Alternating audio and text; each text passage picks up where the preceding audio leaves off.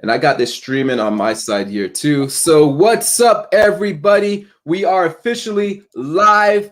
It is a pleasure to see everyone. Hopefully everybody's got the correct links and is ready to rumble. But I would like to first off introduce myself. My name is Mead, also known as the Hip Hop MD. I have a platform called Hip Hop Science where I use music, entertainment, and comedy as tools to educate on a wide variety of scientific subjects. You could call me the Black Bill Nye. You could call it World Star meets science meets Bill Nye meets whatever. But science communicator, background in civil engineering. Been doing this work now for a while. Super excited because it is Earth Day, our favorite day of the year. And I'd like to introduce my esteemed co-host for today, Dr. Tracy Panera. Go ahead and let them know who you are, Tracy. What up, guys? My name is Dr. Tracy Fanara. I'm an environmental engineer and research scientist currently with the National Oceanic and Atmospheric Administration. I basically figure out how our world works and then solve problems. Well, at least that's what I'm trying to do with my new role at NOAA. And I have Inspector Planet, which is a mission to bring scientists and the public closer together. And you know, I do a bunch of other stuff, which we'll probably end up talking about at some point throughout this conversation. Thank you guys for joining us. Super excited to have you. Yes, yes. And we did this last year at the onset of the pandemic. And it was crazy, right? There was so much going on in the world at the time. And we still wanted to make sure we did something fun for Earth Day, even though people couldn't get together. And at that time, you know, we're newbies, right? Everybody's trying to get adjusted to this virtual world with streaming platforms. And I remember I was at a different place at the time and I was trying to set up, I had like 2 computers. I was trying to set up a camera here and I was like, how does this work? But we pulled off an epic 4.5-hour long event last year. And I think it was really cool at that time because, you know, the whole virtual thing was new. So people wanted to really sit and do something dynamic. And I think people really tuned in for 4.5 hours and watched us talk science and Earth. And it was amazing. It was amazing. Right? I think we defined epic. Yes, absolutely. We had so many experts on board talking on a wide variety of scientific subjects, everything related from climate change. We had mammalogists. We had ecologists. We had literally every field was touched last Earth Day. But Tracy, let's know, what does Earth Day mean to you? What is so important about this day? Why is this day worth celebrating and worth having an event like this? Maynard, that is a great question. For me, it's, you know, Earth Day is really every day for us, right? Like who's kidding? But today, right? Today is the day that the whole world celebrates this amazing planet that gives us life, you know, water, air. I mean, when you really look into the processes of the Earth, you realize what a miracle it is that we're here. And today is that day that we celebrate that we pay more attention to our impacts on the world and make changes moving forward. What does it mean to you? Yes, that is awesome. I love that. I love that definition. Earth Day to me, it's a time of celebration, but it's a celebration of the Earth, what Earth means to us, right? It's what Earth can do for us. Because a lot of times we take Earth for granted, right? And not just in the sense of what we're doing to it environmentally, but we take it for granted in the sense that, you know, we walk this great planet every single day. We do all sorts of activities on this planet. We come up with all this different technology on this planet. And it gives us so much, right? We enjoy views, we enjoy going camping, doing things outdoors. We love all these experiences that Earth brings to us. But a lot of times we don't really think about the source, right? So we don't think about the longevity and how long we can enjoy this for, right? And we all have memories of our past of doing exciting things outdoors and, you know, future expeditions or future travels, especially now that we've all been stuck inside our homes during this pandemic. We're all looking forward to traveling the world and seeing new things and experiences and people. But oftentimes we overlook and we forget that we are on a fragile planet that we're doing so much harm to, right? And I think Earth Day is a time for us to sit back, reflect, and show appreciation for our planet. Appreciate all the things it does. I love seeing images of nature during Earth Day, images of beautiful places, pristine oceans, clean water, all these different things that are reminders of what Earth should be, right? And it's a stark contrast from some of the things that we see throughout the year of images of, horrible water conditions, of inequity when it comes to environmental conditions, all these different problems, right? And Earth Day is a time for us to remember how beautiful Earth should be. And it's a reminder of what we need to do continuously to make sure that we take care of it. And so that's kind of a sum what Earth Day means to me. I love it. It's awesome. Yes. Yeah. Yes. For those that are tuning in on the chat, you guys have a freedom to leave whatever comments in the chat box. We have some amazing guests that we're going to bring on board today. We're going to talk for like 10 to 15-minute intervals real quick, so we get a lot of we can get some really cool dialogue back and forth.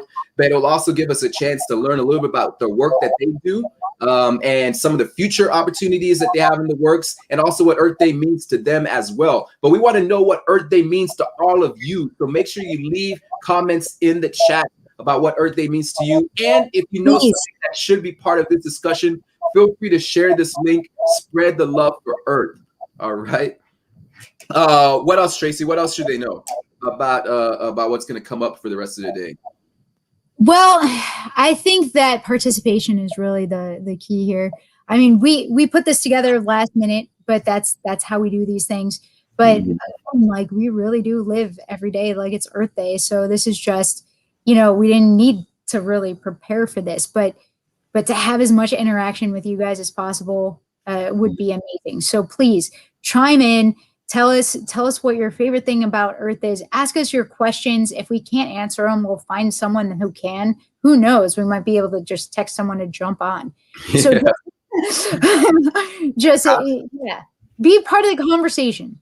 Absolutely.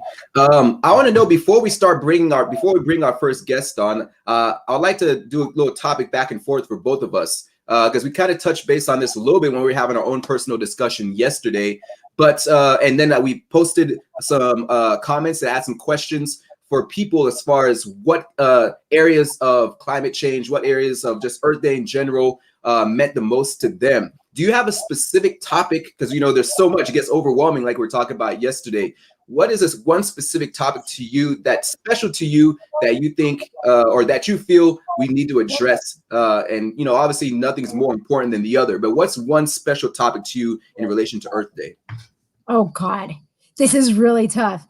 And I can really cheat here and just say water, because it really is in so many different aspects. It rules the world. Yeah. But I would say, and I know that this is pretty lame, but I would say that the most important thing is realizing, like, the education aspect, how we're all connected, and through that water system, through air, all of our circulation patterns that make Earth what it is and make it habitable for us is what connects us all. And I think that and like, I'm super passionate about pollution, about like industrial pollution. I'm from Buffalo, New York, and my best friend was just diagnosed with cancer. My other best friend just had a baby with stage 4. The amount of people from high school that had cancer is just, and that's because, Buffalo was part of the Manhattan Project. We had 99 Superfund sites, 99 in our small city. So like, that really, like, when I start talking about that, that's what gets me fired up. And the fact that unsafe drinking water is the world's leading killer among children. That just breaks my heart. Mm-hmm. Absolutely. Yes. And it's tough. Like we said, there's no one issue that outweighs another, right? It's all cumulative, right? These all have cumulative, huge impacts on our Earth. I know, and I mentioned this to you yesterday, one topic, especially with me being a tech nerd as well too. I love areas that infuse or talk about how we can better utilize technology to better not only humanity, but our Earth in general.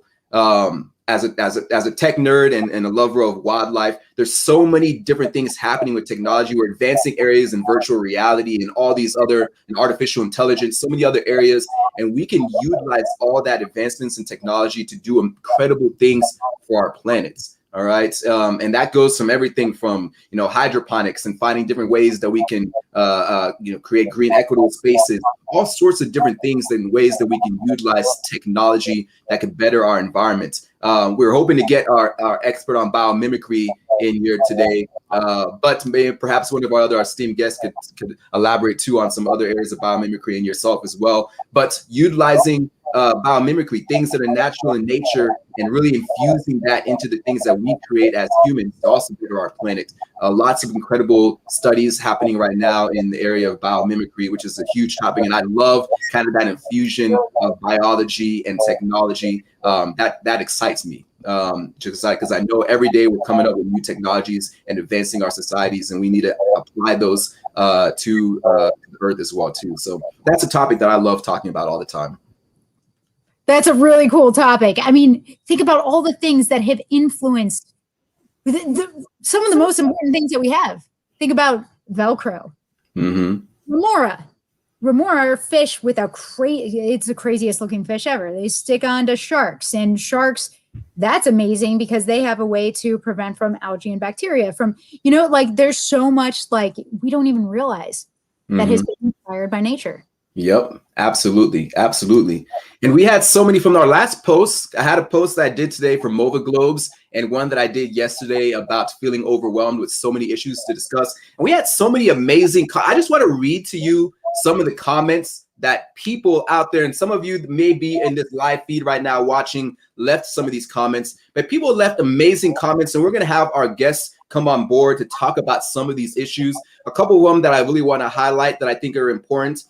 We had one follower that stated, because I asked, what is one area of Earth Day or just kind of environmental issues that you want addressed? And this person said a stronger environmental and social justice review in NEPA, the National Environmental Policy Act. It can be used for much more than just clean air and water. And I thought that was absolutely amazing. And we have a NEPA expert. Yes, that's what we did. On board as well today. Well, we got a NEPA expert. Yes. So we're definitely going to touch on that. Absolutely. What other comments here? We have so many comments about your love for the oceans and the waters, just like I am. So many issues about plastic pollution and ocean pollution, right? Overfishing. We have an awesome marine biologist, shark scientist on board that's going to be coming on here very shortly that can talk on pretty much everything you'd want to know about our wonderful oceans, ocean animals, and ways that we can better improve our marine ecosystems. So we got everything, and we have a Nat Geo Explorer that's coming up. We have everybody that's on board. We might cover everything today. All right. So we're about to bring on our next guest. Before we do that, I say we do a cheers to Mother Earth. Okay. Yes. Like we said, she's underappreciated, but at least on days like today, and weeks like Earth Week, we can celebrate her and we can give thanks to everything that she offers for us. And we're going to have an exciting chat today, and we're going to turn up and drink a little bit on a Thursday evening. All right. So sips to that. All right. So without further ado, because we want to keep the show rolling. All right. We got people tuning in from all over the place. Feel free to leave in the chat questions that you have, comments. Let us know where you're tuning in from as well too, and make sure you got a drink in your hand, because we're going to be doing cheers as our guests drop knowledge, drop some bars for us on this chat. So without further ado, I'm going to bring my very first guest on. All right, Jada Elcock. She's in the waiting room right now. She's a shark scientist. You've probably seen her on TikTok and IG, dropping knowledge about everything in our wonderful ecosystems, our environment. She knows everything about the oceans, and she's going to drop some knowledge and tell us a little bit about what Earth Day means to her as well. So I'm adding her to the stream right now. She's going to get a little intro about herself, and then we're going to go into a cool little back and forth Q&A. All right, so I am bringing Jada in the building. What's up? How you doing today? Happy Earth Day. Yes, happy Earth Day. I'm doing pretty great. How are you guys? Doing awesome. I want to thank you so much for accepting to come on this last minute. It was like super impromptu. It was funny. Tracy and I were talking about doing an event for Earth Day, to as the second installment of what we did last year, and we touched base like maybe a month ago, right? But like 6 months before that. Yeah, right. We're like, okay, we're gonna do this in time. We're gonna have plenty of time to plan. And before we know it, it's a week later. It's a week out, and we're like, oh, we haven't planned anything yet. What's going on? And then, it wasn't until yesterday. Yeah, and then like yesterday, we're like, we finally got some ideas that dropped in our head. We're like, oh, let's do this, and it kind of came together. And you were one of the first people that thought about reaching out to, because we had some awesome conversations about our oceans not too long ago on our Dino 101s, which we join in every Friday for those that don't know. So Jada, let everybody know a little bit about what it is that you do, your background, and what Earth Day means to you. Sure. Yeah. So hello, everyone. I am a shark scientist. I study shark movement ecology and habitat use. I'm kind of interested in, I'm sure everyone's had like this little existential crisis while walking down the street and being like, that stranger has a life that they're living right now. Like they're off to their job or they're going to go pick up their kid or something. I think the same thing about animals. So I'm like, I see a bird just sitting on a lamppost somewhere. I'm like, what is that bird doing right now? Is it looking for food? Is it resting? Like, where is it going to go? Does it have a family to like tend to? Like, what's going on? I think about that all the time. And sharks are an animal that I absolutely love. They're super important for our ecosystems. And so that's just kind of like where my science path has taken me, into looking into what sharks do and like how they interact with their environment, how they use their habitats, how are they finding prey, and all that kind of cool stuff. And I'm a first-year grad student, so I'm still very new to it, but I'm very excited about it. Yeah, and Earth Day to me means appreciating the planet that we're on. I have a shirt somewhere that I tried to find so that I could wear. It says, "There is no planet B," but I couldn't find that one, so I just have this one that says, "Don't be trashy." Oh, I love that. See, everybody's planet B. That's different. That's special. Don't be trashy. My mom got it for me for Christmas. She knows me too well. But yeah, just appreciating the planet that we're on. We only have one. I know everyone's thinking about, the thing that frustrates me is everyone's like, oh my gosh, like let's go to Mars and just like figure out how to colonize Mars. I'm like, no. How do you want to keep life alive on a planet that we know very little about, rather than trying to keep life alive on the planet that already hosts the life? Like, I don't understand that. I think exploration of space is fantastic, but that's just a very weird concept to me. And I think that we need to do a little bit more appreciating of the planet that we're on and recognizing all that it does for us, because I mean, respect your mother. Am I right? Like, respect Mother Earth. Totally. And here's the thing with space research, and this is why I do it. And that's because it pushes the boundaries of sustainability. Right now, we are so wasteful.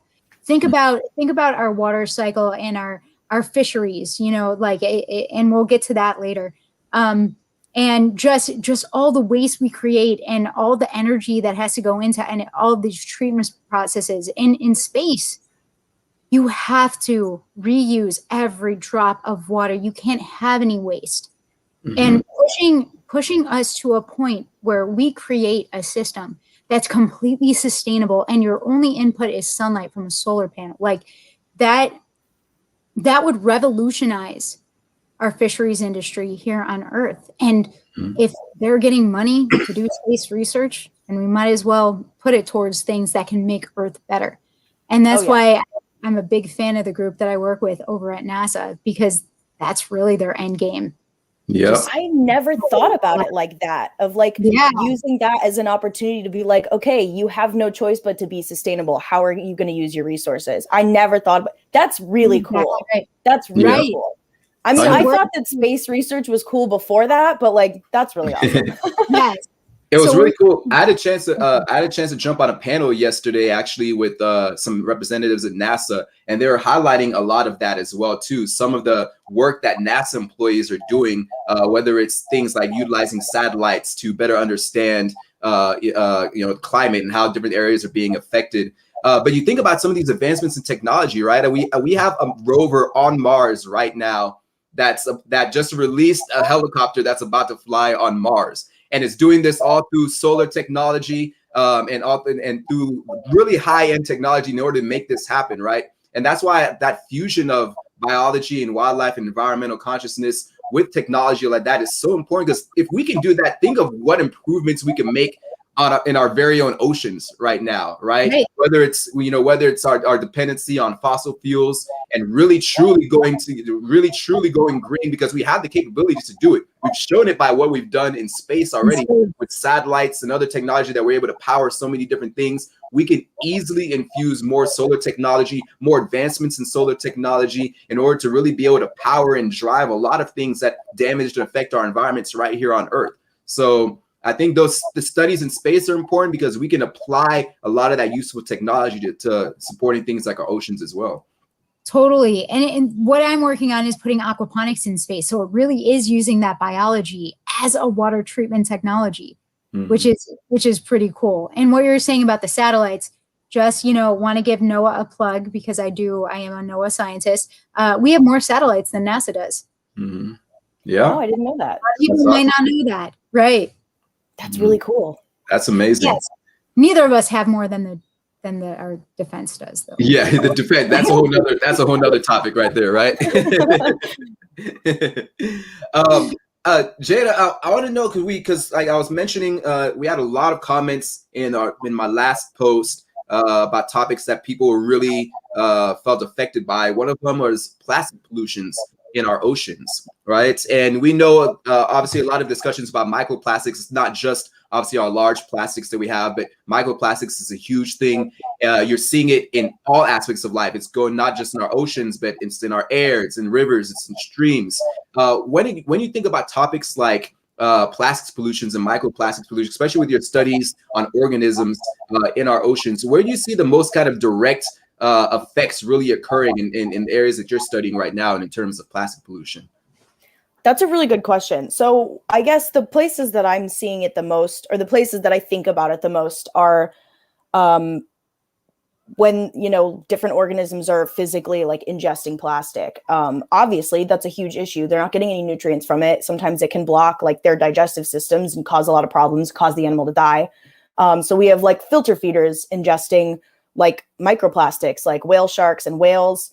And then you have like sea turtles see a plastic bag and think it looks like a jellyfish, so then they go to eat it. And I mean, it doesn't end well. It's a terrible thing, and it's really, really sad to see. So I mean, that's where I think that's where my mind immediately goes when I think of like ocean plastics. And then the fact that like when you see a big plastic bag in the ocean, like you could just go pick that up, but with microplastics you can't necessarily see all of them. You can see some of them, but depending on how big they are, you might not be able to get them all. And then it's just this cycle where they just keep breaking down and creating smaller plastics. And it's just so sad to think about.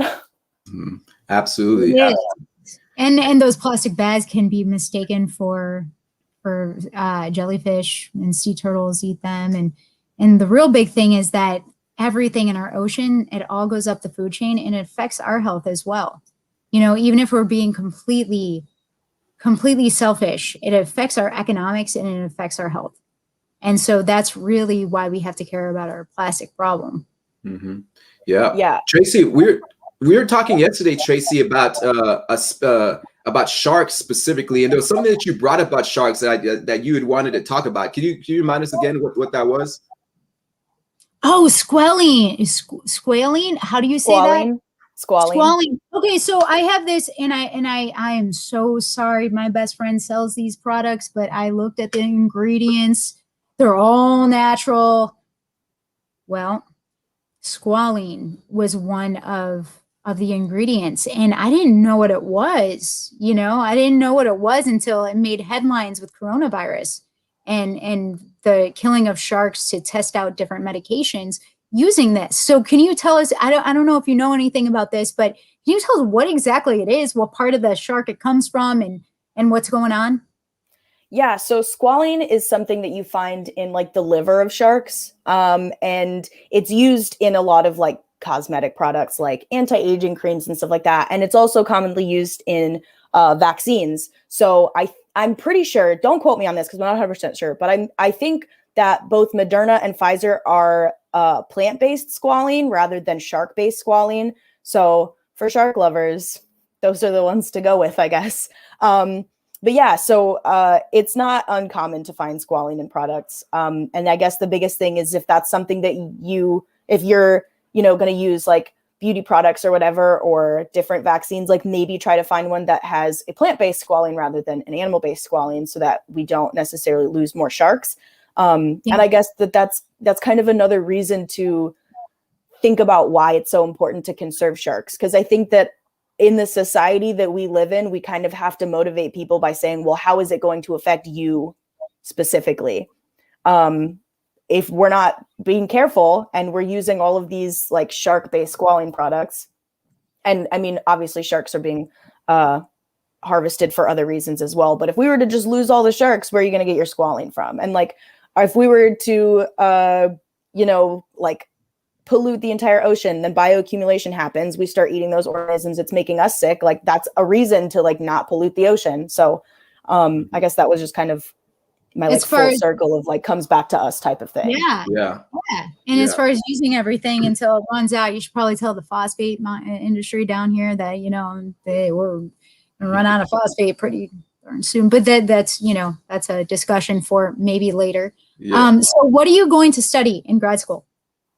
Yeah, so I'm studying shark or elasmobranch, like shark skates rays, movement ecology and habitat use. So I'm planning on using different tags to measure like accelerometry, magnetometry, depth, temperature, all kinds of weird stuff on sharks.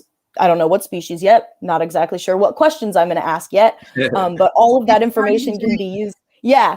All of that information can be used to answer so many weird questions that we still have about sharks. Like, what is their diving behavior like? And how are they accessing different prey items? And are they specifically searching for different oceanographic features to use to find prey and things like that? We don't know the answer to so many of these questions. So I want to be one of the people that tries to figure it out, because I think that these are some really cool questions, and it's kind of like filling in puzzle pieces until we kind of get like a better picture of what this shark does with its life.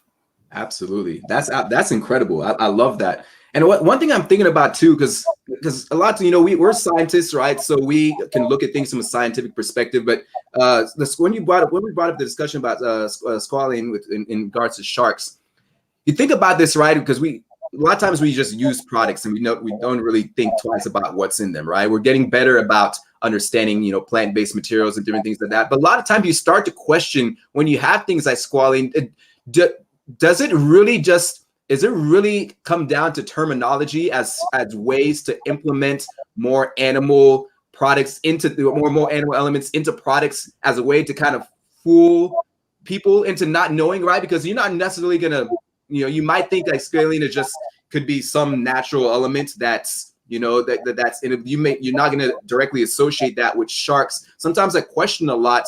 Apparently, it could be plant-based. I had no idea about that. Exactly. You question the terms of these products. Are they loosely named these as secret ways to be able to implement them as part of ingredients and different things, right? You start to question a lot of that sometimes. And I think one of the things, and we'll get into this a little bit more when we talk about policies and different acts. Really trying to implement policies that make products and make companies that make these products really have the onus to really specify not just nutritional labels and but really identify sources and really put out front and center what's in these different products, because your common consumer isn't going to be aware of any of these issues, right? And I think we can do a lot more on the policy side, where we can really try to find ways to make these more clear and evident as far as what items are contained in different products that are out there. A lot of times with those ingredients, and it's just like another language. They're using the chemical term, and that means nothing to most people, even most scientists that aren't studying that specific chemical. Mm-hmm. So it's really hard to know what your impact actually is without researching. Mm-hmm. Yeah, and it's one of the things that comes to my mind is like, well, what if someone's allergic to this? And then like they don't know where it came from. That's just where my mind goes sometimes. So if you have allergies, I am sorry. I don't have allergies, so I'm quite blessed. But I think that it's super important to know like where our products are coming from, whether that be like seafood or beauty products or whatever else. You know what I mean? So like I guess one thing, I'll definitely shout out the Seafood Watch app that's through Monterey Bay Aquarium. That's a really good source of like finding information for like where you can find sustainably sourced seafood near you.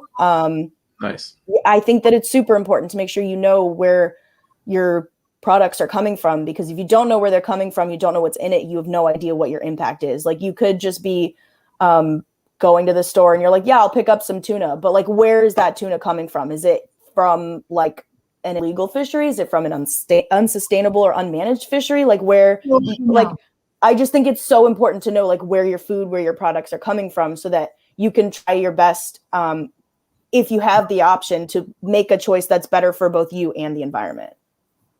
Absolutely. Yeah.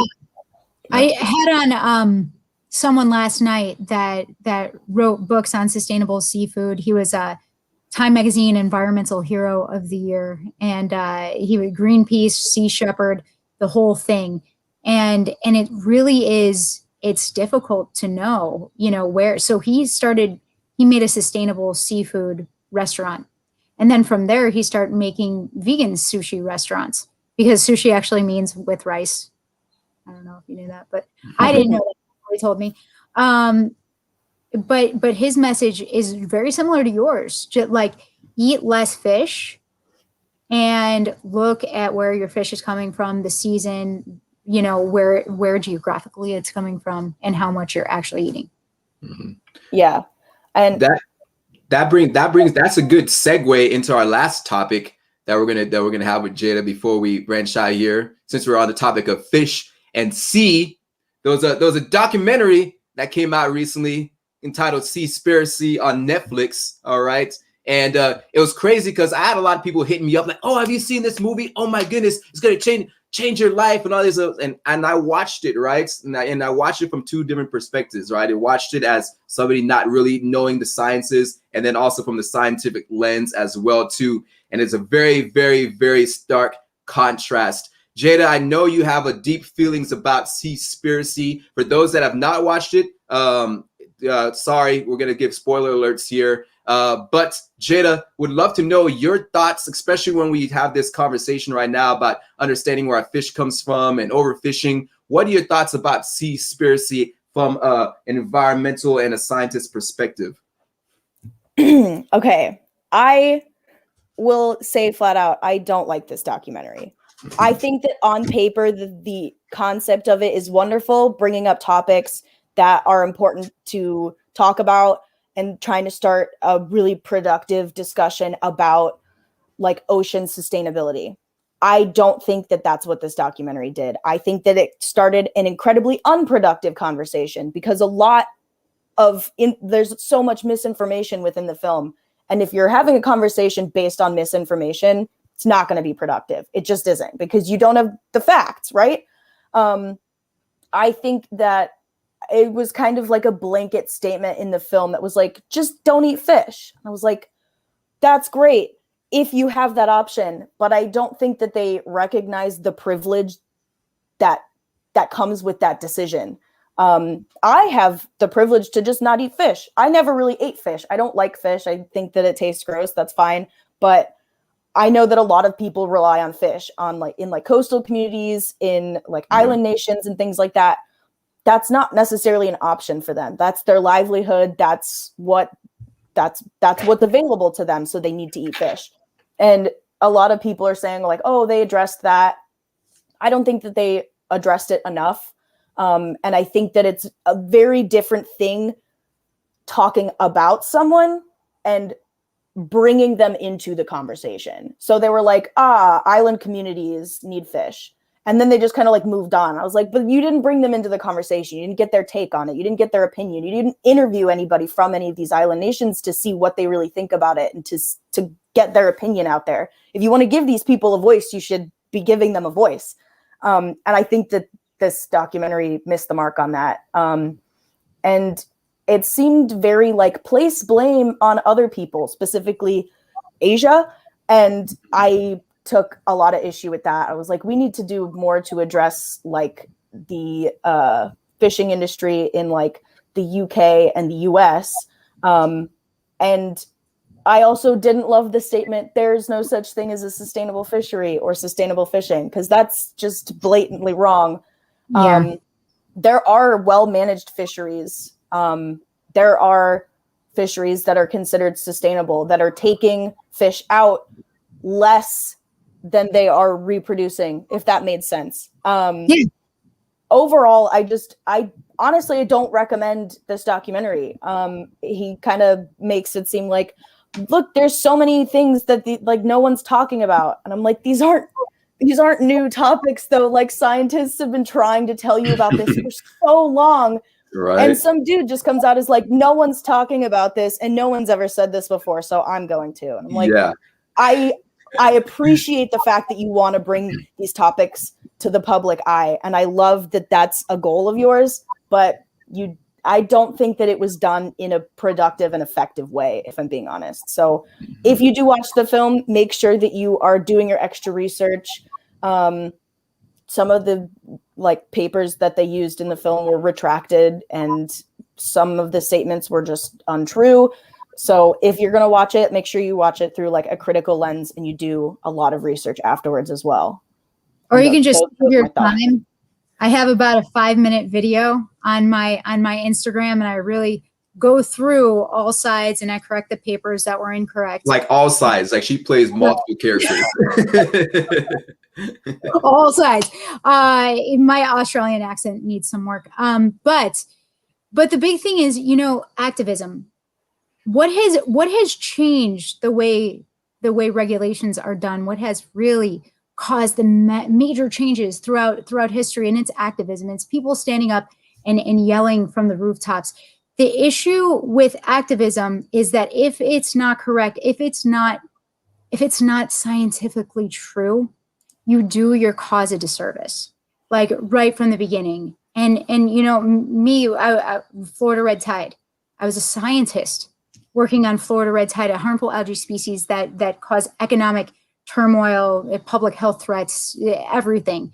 And the public even turned on us because of misinformation. It was the craziest thing. And I realized that they were doing themselves a disservice. If they just listened to us, they could have had a voice that really made change. And you know what? At the end of the day, we got a ton of money from Washington to mitigate red tide, which is a native species. I mean, really, the mitigation has to be done on the land. I can say that now. But I have a lot to say about Florida red tide, of course. But yeah, marine laboratory scientists are amazing, and everything that we went through during that crisis was. But so that's my thought on activism. It has to be very carefully done if it's going to be effective. Yeah, I think that I've seen some comments that are like, the ocean doesn't need scientists, it needs activists. I'm like, okay, wait, pause. No, because absolutely the ocean needs scientists, but it also needs activists. It does, in fact, need both. But my other thing is, I always say, like, there's no wrong way to communicate science as long as you are communicating accurate science. That is a very, very big distinction. If you're not communicating accurate science, you're not communicating science. Mm-hmm. So yes, information at that point. 100%. Very important to limit misinformation and like be transparent as well. If you say something and you're like, hey guys, this is a fact, then you realize later you were wrong. You're like, hey guys, by the way, I was wrong. Scientists don't know absolutely everything, and that's fine. No one does. And I think that it's important to recognize when we've made mistakes and own up to the fact that like it's okay to make mistakes and correct those mistakes to make sure that misinformation doesn't keep spreading. Yeah, and I wouldn't even call them mistakes. I would call it what we know at the time with the information that we have. And as we keep on building and growing and learning more, that's when we evolve to the next level of science. Science builds on itself. That's what's so exciting about being a scientist, right? We're exploring new territory every time. Yeah, 100%. And we learned that from this pandemic, right? Think about what we knew back in March of last year, right? When masks weren't a mandate, right? So when, social distancing wasn't really a thing. As evolved and we learned more about how the virus spread, we adjusted and we made adjustments, right? And a lot of times people look at those adjustments and they're like, oh, you guys misled us or whatnot. But as from the scientific perspective of scientific, you take new facts as they come in and you adjust accordingly based on what you know. And you utilize best practices based on previous incidents or previous studies to, inform yourself. But we don't know everything. When something new like this comes on board, we make adjustments, and it's the same thing with our planet as well. And I think you brought up an important fact, especially with this when it comes to misinformation.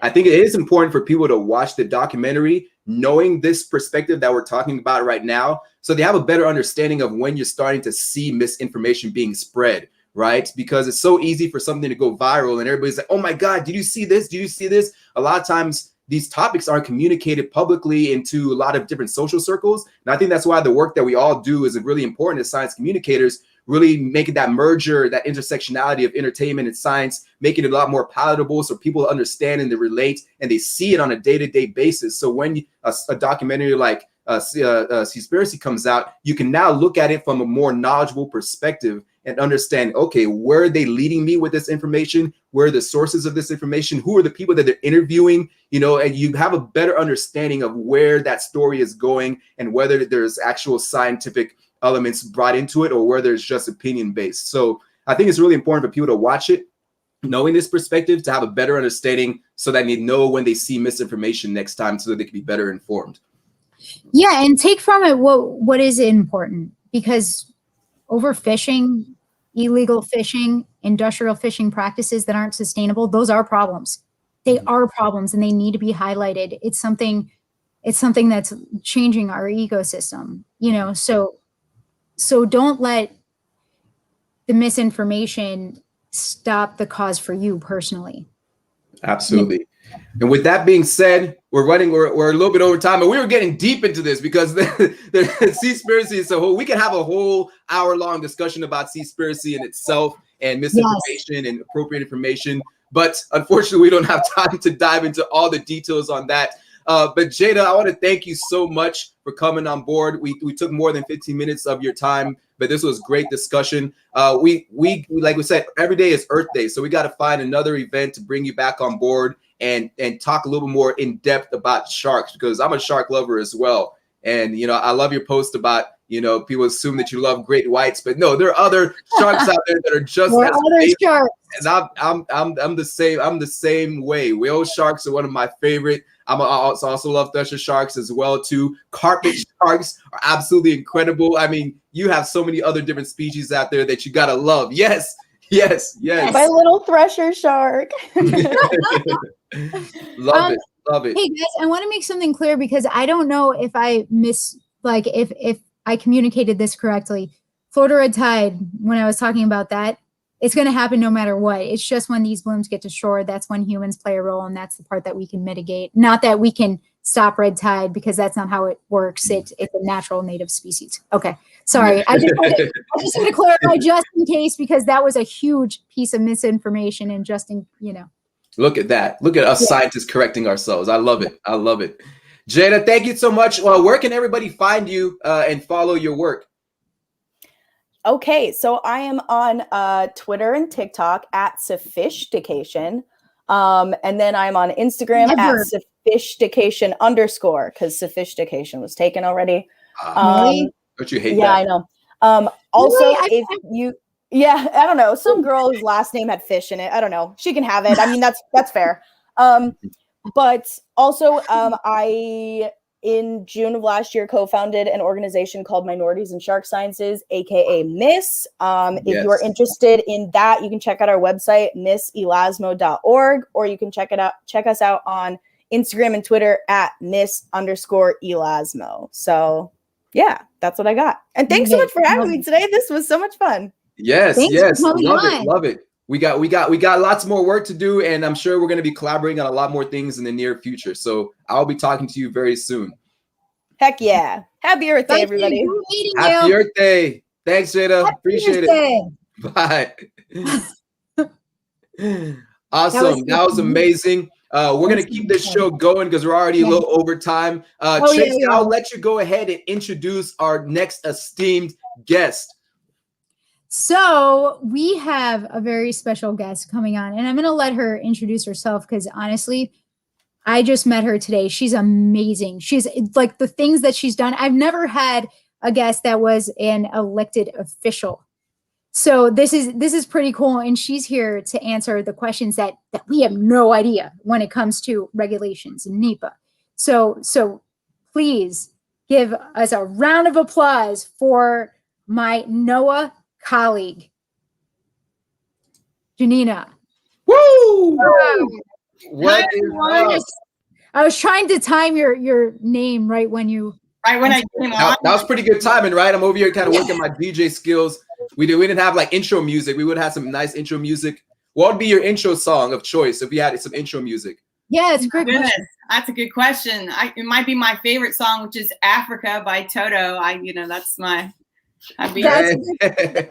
great song. Nice choice. Great song. It's one of my best adventures is down in South Africa, doing some work for my sustainability master's degree. So that was a lot of fun. About that.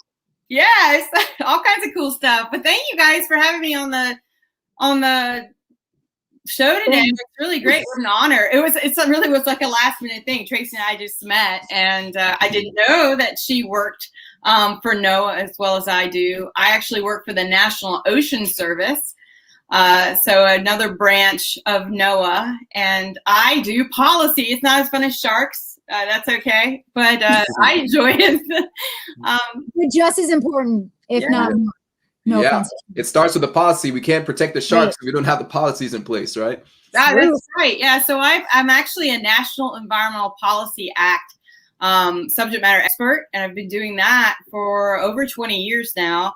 I spent most of my career working for the Department of Defense, believe it or not. So I did NEPA for the Department of Defense, and then I moved to NOAA, and I really enjoy working for the National Oceanic and Atmospheric Administration, specifically the National Ocean Service. I am an elected official. I told Tracy, in my spare time, believe it or not, I am the president of our, in Virginia, because that's where I am, Virginia Association of Soil and Water Conservation Districts. So I am a board member on our local soil and water conservation district. So not only am I working policy, but I'm also putting best management practices on the ground for agricultural producers.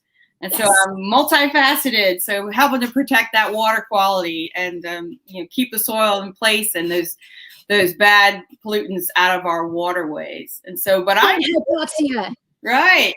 I really enjoy it. It's great work. It really does supplement what I do for NOAA. So I'm excited, and I'm here to talk about NEPA. And I heard that there were some questions about environmental justice and socioeconomics when it comes to NEPA, and which is really interesting to me because I was telling Tracy, that's where I actually started my NEPA career. I started my NEPA career doing minority impact analysis for Yucca Mountain, which is the nuclear waste repository, and studying railroad tracks and railroad lines through low-income and minority communities. So that's kind of where I got my start. It's blowing up now to work for the National Ocean Service. So that's awesome. Yeah. Research up there for USGS, actually. We were looking at military sites to see how they were impacting birds. Mm-hmm. That's so crazy because there's so many issues like that happening. There's a current ongoing issue happening right now. I believe it's I want to say it's in Tennessee or somewhere in this side. There's a gas pipeline that they're trying to go through a town in Tennessee. I'm not sure exactly what city. I'm not, or if it's even in Tennessee. It's somewhere in the South, but it's going through a really impoverished and obviously majority Black community, and they're making a stance right now. Of really pushing back, and a lot is happening. So I really love that perspective. Can you tell us a little bit more about some of your work that you've done in that, and maybe some other scenarios that are ongoing? Right. So what I can tell you is that, as far as environmental justice goes, low income and minority communities have often in the past been disproportionately exposed to pollution and toxins on the job, at school, even in their own homes. So, one of the things that's really neat about NEPA is that it requires federal agencies to look at what they're doing and, inform the public of all the potential impacts of their activities. And so that's a big thing. And a lot of times what I have found is that environmental justice gets overlooked a lot. So that's probably the one thing in NEPA. When I tell people about NEPA, they go, what do you mean you look at socioeconomics? What do you mean you look at minority and, low income populations? It's kind of like this aha moment. Like, how is that part of environmental compliance? And that's a really integral part to a lot of these projects, is understanding the impacts to those communities. And the nice thing about that is the NEPA regulations require agencies to do that before they start work, before they can even make that decision. And so that's really important. And when I was doing the work with Yucca Mountain, we were looking at different transportation mechanisms. Like, how are we going to transport this nuclear waste, to the repository from its location? And we have to look at, are we going to go through like community A, community B? Are we going to go around this highway? And so you have to look at all the census data and find out where your minority and low impact populations are. And so that can be really challenging at times. But I mean, that's one instance. I can tell you some of the work that we're doing now with NOAA. We've been working on some projects with NOAA where we have to consider livelihoods, right? So in rural areas, like in the Gulf Coast, like in Louisiana, you have farmers and fishermen or fisher people, that their livelihood is based on the economics revolving around, fisheries. We have lobstermen in some areas, and a lot of those folks are, a part of these low income minority populations, and that's what they, survive on. And so, work being done in that area has the potential to significantly impact them. And so that's something that we have to look at. The work that we're doing at NOAA, do we have any adverse effects to those communities? And yeah, we like to think at NOAA we do really great work, and we absolutely do. I mean, the folks that I work with NOAA are doing amazing things, amazing science, amazing advancements, but we really have to look holistically at everything, because where we do good work, there also may be repercussions for that good work. And, this is a good example of that, is something that we're going to be doing, putting more vessels in the water, or, putting sound in the water. Is that going to have an impact on some sort of resource that will negatively affect, these low income and minority populations that really thrive on this fisheries in those areas? So those are some of the things that we've been working on. So the question that I always ask, like I always say how everything is connected, and I make the connection with Florida red tide and Saharan dust and hurricanes and upwelling, and also 40% of the United States that drains into one area that results in the second biggest hypoxic area in the world. And that hypoxic area impacts the biota, the ecology from the ground up, from the benthic ecology all the way up, and it impacts economically the shellfish farmers, the fisheries that are in that area. How do we get a farmer in Iowa, someone in Ohio that's putting fertilizer on their lawn?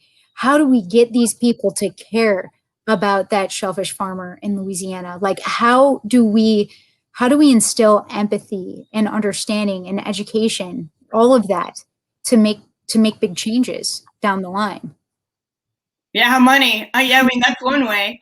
I mean, so that's a really challenging question, and we deal with that, at least in my volunteer work with my soil and water conservation. We deal with that a lot. I mean, these producers and their farmers, their livelihood depends on their crop growth. And if putting massive fertilizer on their crops produces a corn yield that gets them through the next year, so they can continue, running grandfather's farm, it's hard to convince those individuals that, hundreds of miles down the road, there's another different type of farmer, that's suffering because of these fertilizers. It's really challenging. Education and outreach, When I was doing my master's work under sustainability, we talked about hearts and minds, right? And so hearts and minds, that's a really difficult road. and this is kind of where we're going, like, well, money, we'd love to be able to say, do this because it's the right thing to do. Right. And that's really tough. And so what we find is incentive-based, learning, incentive-based practices, and it's not 100%. It's, hey, if you put this practice on the ground to prevent this type of pollution, or you do this different type of agricultural production, like one of the things we do is cover crops, and you put it on the soil and it keeps the soil and the pollutants in place so it doesn't run off into the stream, we're going to pay you for that. But you have to come to the table, right? So we're going to give you 80%, but you got to come to 20%. And a lot of times you have these early adopters, who have been doing this for a long time, these producers that have fell in love with this type of work. They are happy to be environmental stewards. And a lot of times we rely on them to do the communication, help us. Soil healthy. I mean, there's benefits long term. Absolutely. Yeah. But I mean, that's a really challenging thing to do. And what we've really found is if you can find people in the community that they trust, right, and they feel like they have an honest relationship, they're more apt to listen. If you show up with a business suit and a tie, they immediately are like, hey, I don't want to talk to you. You're going to make me do something I don't want to do.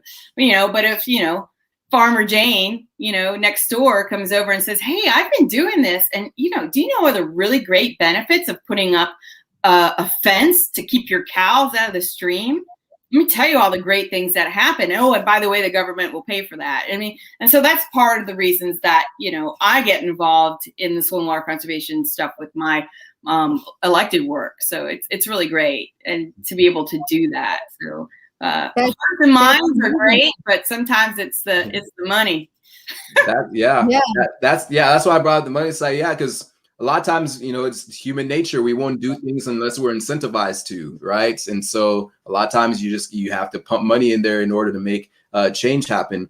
But I think you bring up that fact because empathy is really important, right? And we don't necessarily think about that a lot when we're thinking about making these changes, right? We just tell these farmers, stop doing this, stop, and it's not as easy as just stopping. And a lot of that, we talk about that a lot when it comes to rainforest protection, right? Because it's easy to say, hey, stop growing palm oil trees and deforestation, all these different things. But a lot of those communities, they have to do that because that's their only source of income, right? So we can't just say, hey, stop cutting down trees, stop planting this vegetation in these endangered environments, because then they're not going to have any source of income, and they're going to continue to remain impoverished communities, right? And so really the mindset is finding what you can do, finding ways that you can still keep these people employed, keep people in those communities employed, but through alternative means, right? Whether it's like, in the rainforest, you have things like eco travel, right? Where you can now have people in the community facilitating,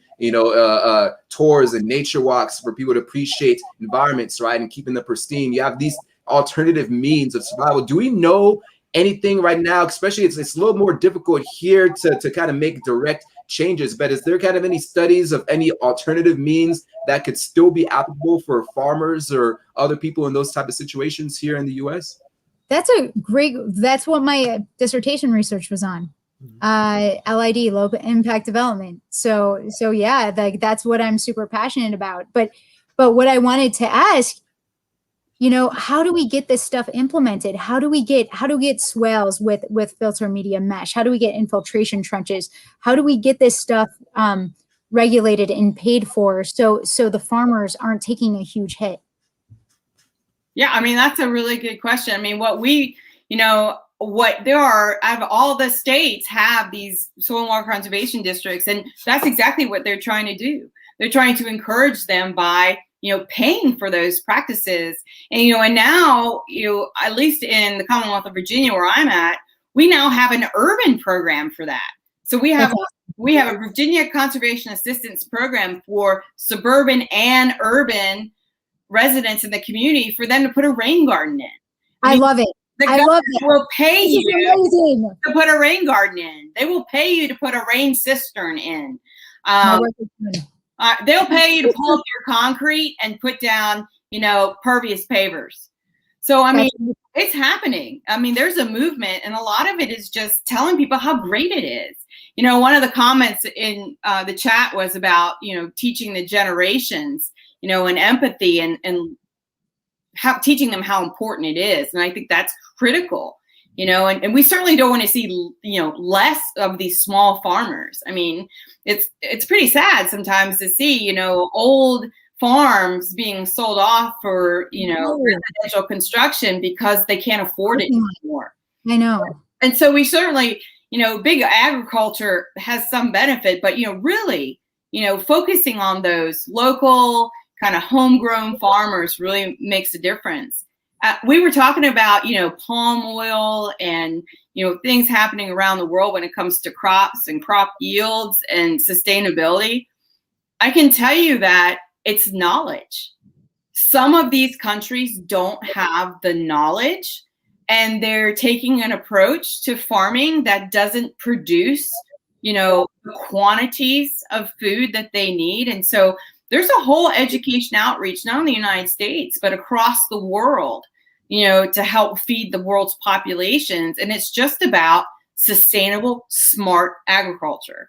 And so that's something that, you know, I'm really passionate about, and something that I really like to focus on and learn and teach people about. I had been talking to some folks about a project in China where they were growing corn, but like the corn had no room to breathe. It was just like they planted everything like very close together, inundated with fertilizer. And so they had somebody come out and say, hey, let's space it out a little bit.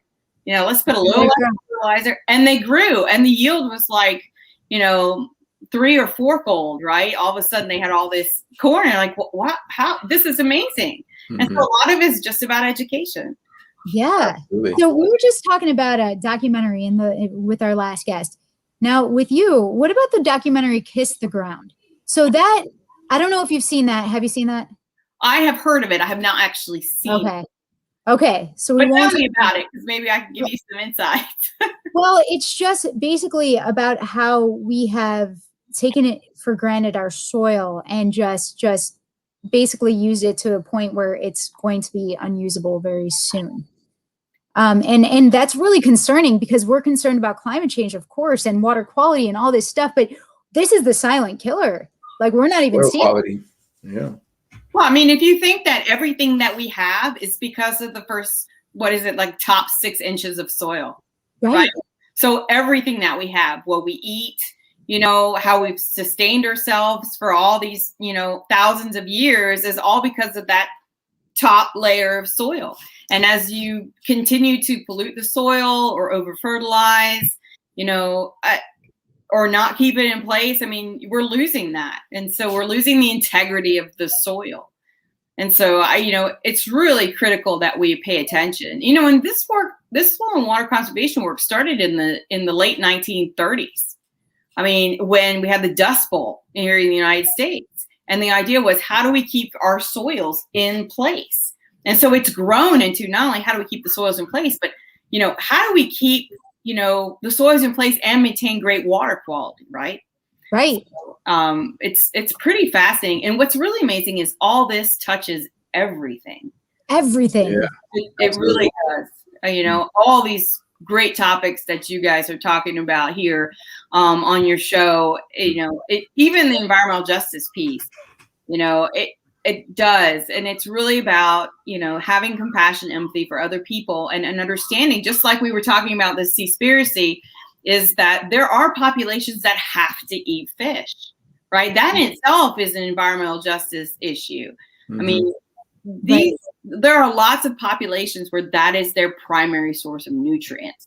Right. Tell them, hey, you should just stop eating fish. It's somewhat ridiculous. I don't think one activist's opinion is going to make much sense. If telling the farmers in Iowa about the shellfish farmers in Louisiana as someone that depends on fish to survive, I don't think that they're going to stop eating fish because Allie says so. It's funny. It's couple points before we wrap up with you, Janina. I think it's actually interesting. The three of us, we have something all very much in common, other than obviously our love for science and being on this chat. but we've all worked in policy at some point. I learned that Tracy used to work with EPA. I used to work with the EPA as well too. It was my first internship in college. I was working the region 6, I believe, was Northwest region for the EPA in Seattle, and I was doing air quality work. We did a lot of air quality mapping in the region 6 area. Learned a lot. There's a whole different side when you start coming down to policy. But we mentioned at the beginning of our conversation the importance of policy, right? Because we can't have sustainable fishing. You can't have marine biologists studying amazing shark species if there aren't any sharks left to protect by the policies that we implement. Before we let you go, we'd love to hear a little bit more about some of the ongoing pivotal issues right now in terms of policy. We talked a little bit about NEPA. But what are some things that are being implemented, some things that maybe the common consumer person may not know about that are directly affecting us when it comes to policy, things that are being retracted, bills that are being implemented? Could you touch on anything like that?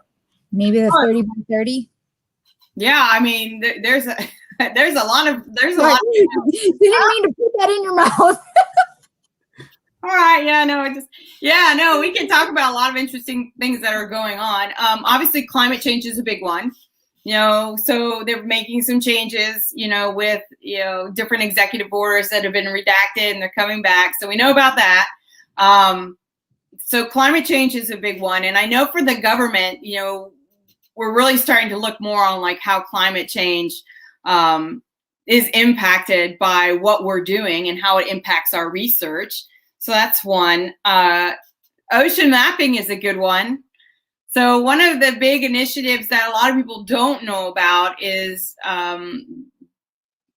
the government is really trying to push mapping the whole world's oceans, right? And so the goal is by 2030 to have basically a map of all our oceans.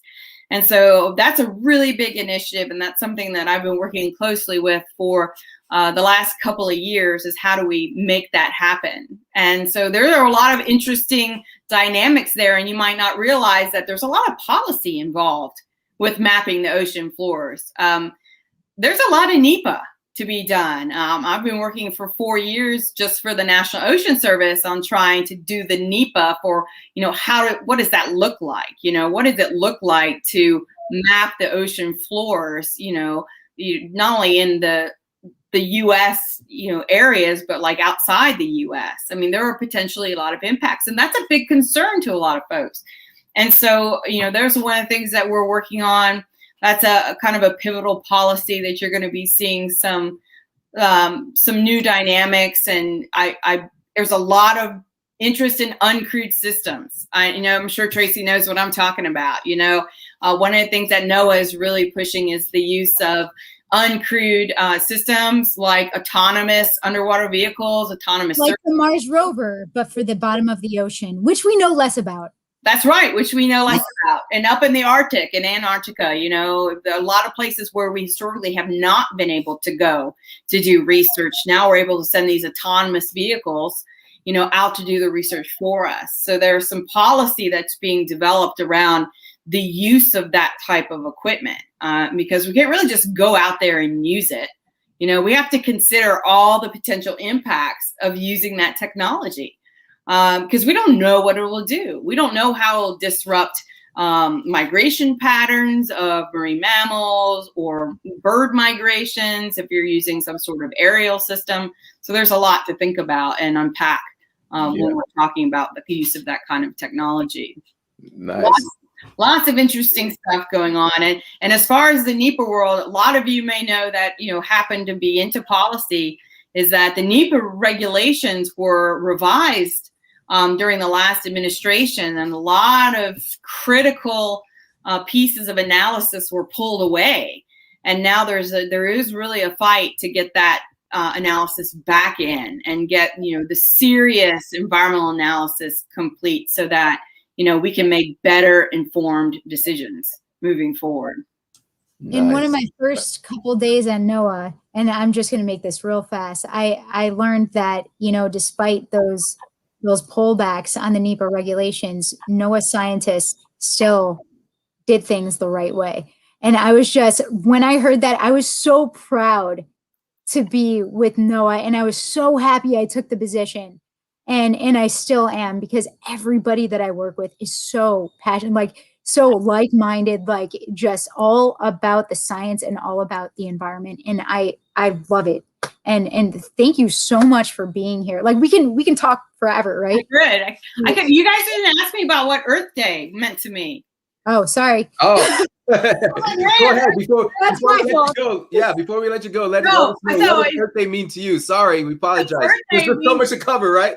Right. Earth Day means to me, pursuing science and technological advancements while protecting natural resources.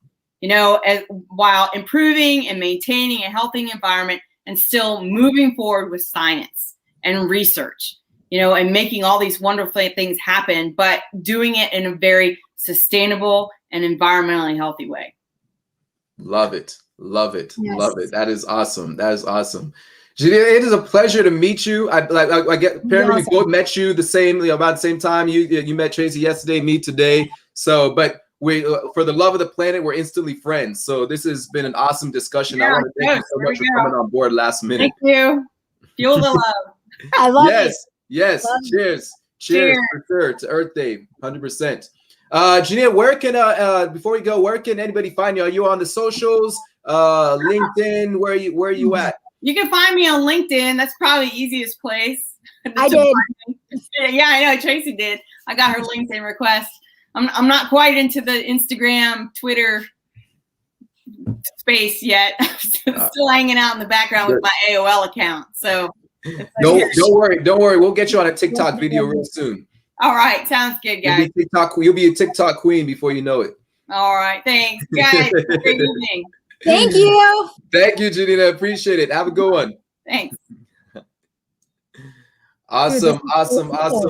Thank y'all for still tuning in, leaving questions. We are not done yet. We got one more guest we're still bringing on board, and we'll make sure to ask her what Earth Day means to her. We totally forgot with Janina.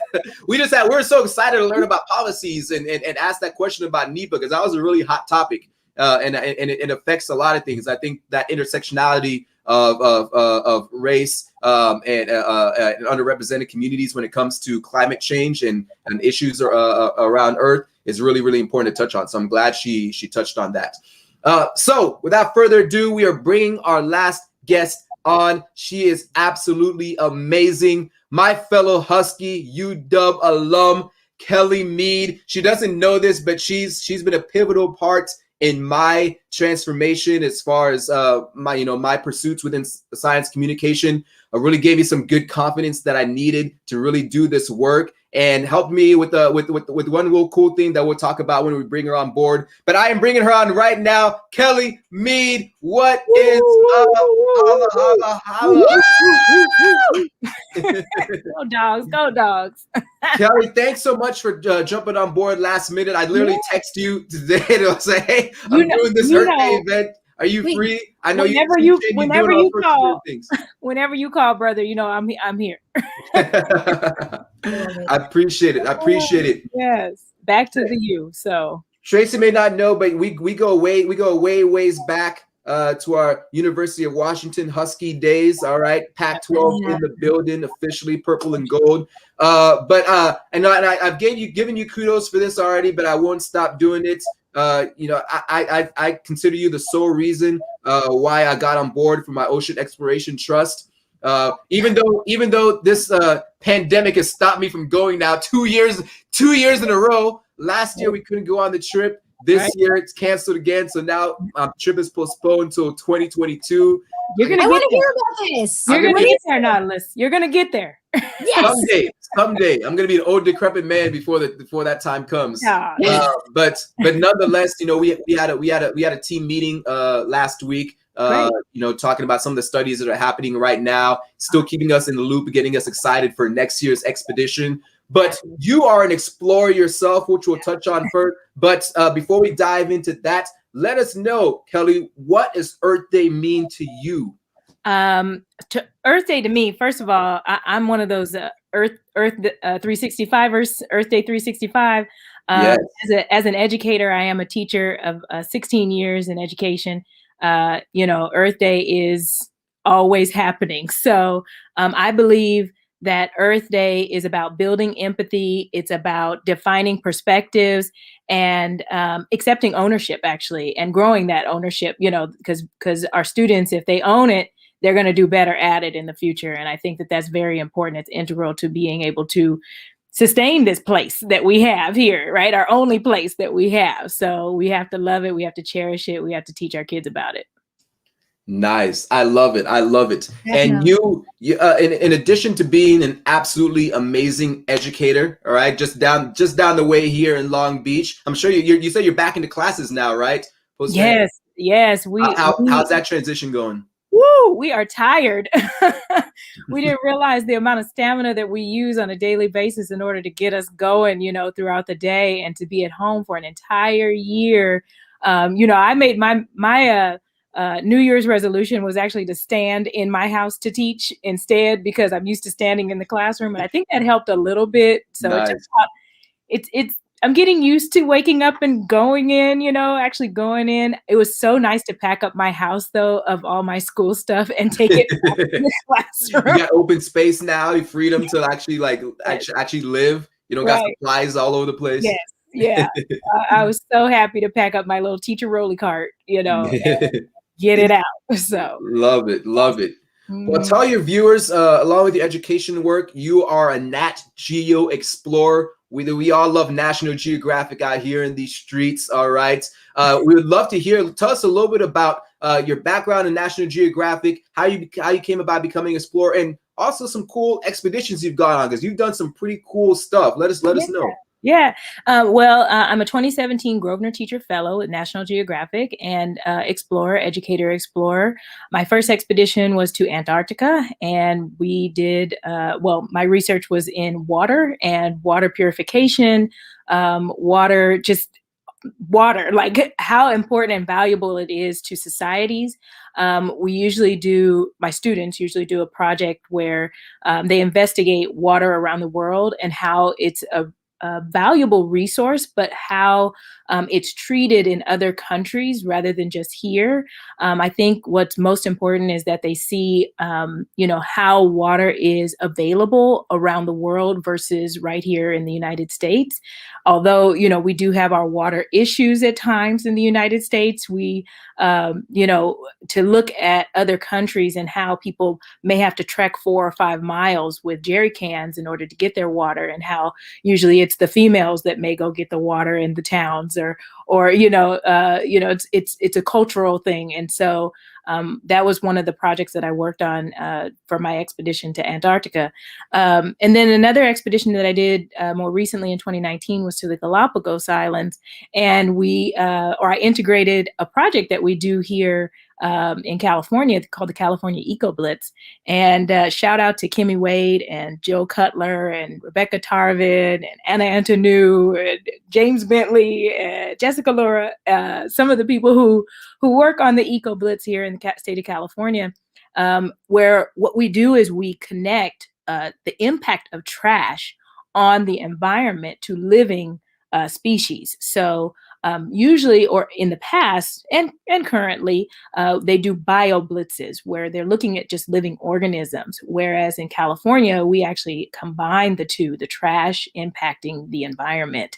And so in the Galapagos, I was hunting down as we were swimming around islands, because that's what we did. We were literally snorkeling around islands and looking for different species. And I found in my Ecoblitz, because I was doing an Ecoblitz while on this expedition, I found 2 pieces of plastic in the ocean. And so I was like, okay, based on, and I really would like to, of course, the pandemic happened. I wanted to go out and we're going to do a Catalina Island blitz out in the ocean just to see what we found out there, because we usually take our students to Catalina Island as well to explore around there for about 3 days and snorkel.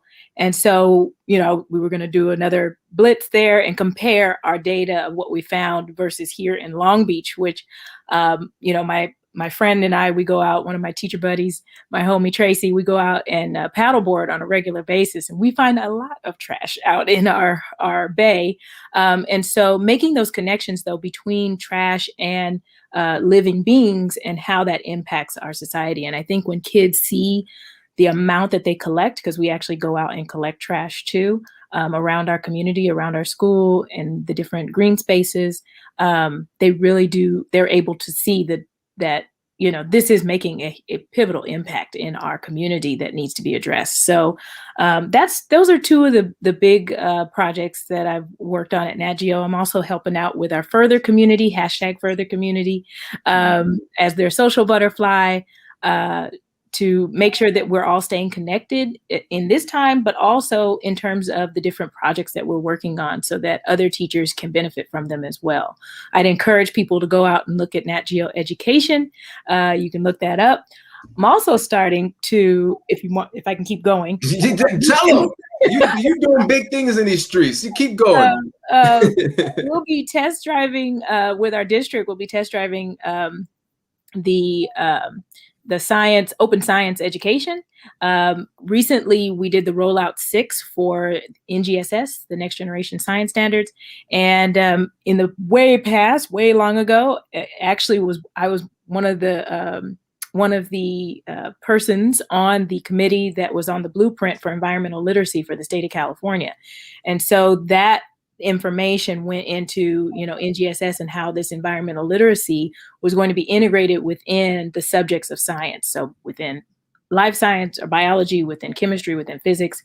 And so environmental literacy is an important subject that needs to be integrated within all these topics because each one is connected to the environment in some way, shape, or form.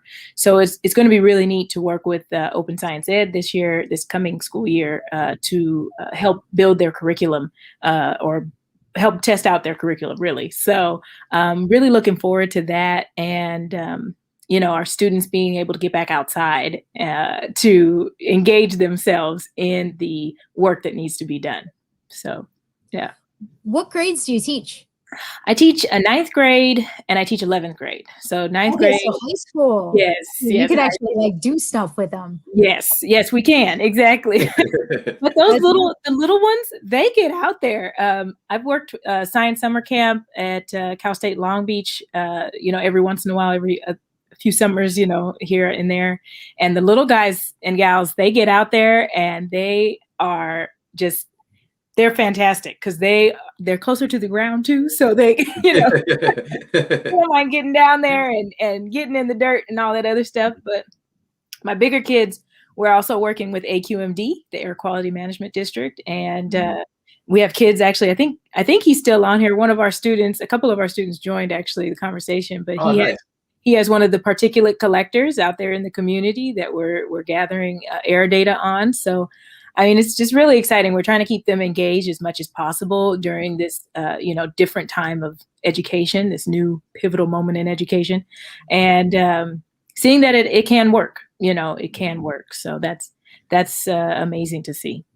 That's so awesome, and I think it's so dope the work you do as an educator, right? Because when we're talking about issues that are affecting our Earth and policies and talking about Earth Day and sustainability, all these different things, these are topics obviously that have been happening and going on for a generation now. But, we're thinking about longevity and the future of our planet. Our youth, the kids coming up, they're the ones that are going to either be feeling the effects of what we're doing right now on our planet, or they're going to be the ones that are going to be necessary to implement the technologies to continue the longevity of Earth.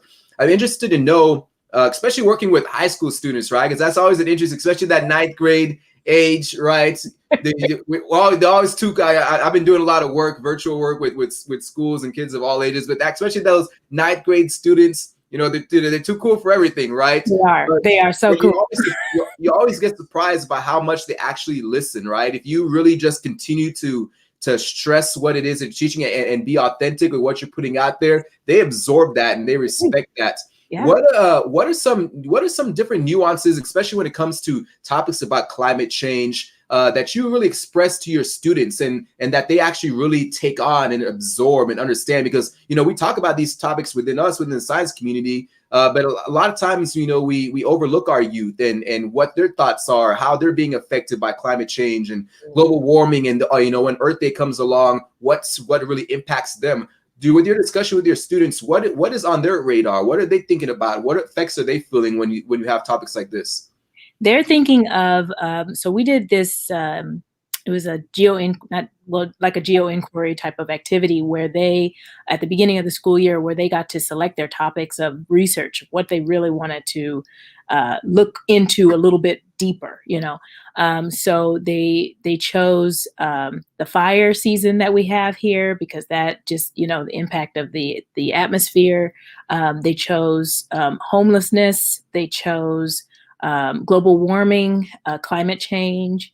And so what's really neat to do is to ask the students what they want to learn, because then they'll tell you, and it's like, you know what, okay, let's go a little deeper in this, then let's do some background research first. And then, you know, you can get into those answers that you're trying to solve. You know, you're trying to solve these problems. And so what they have to do is, and what we're currently doing, actually, we're working in atmosphere right now.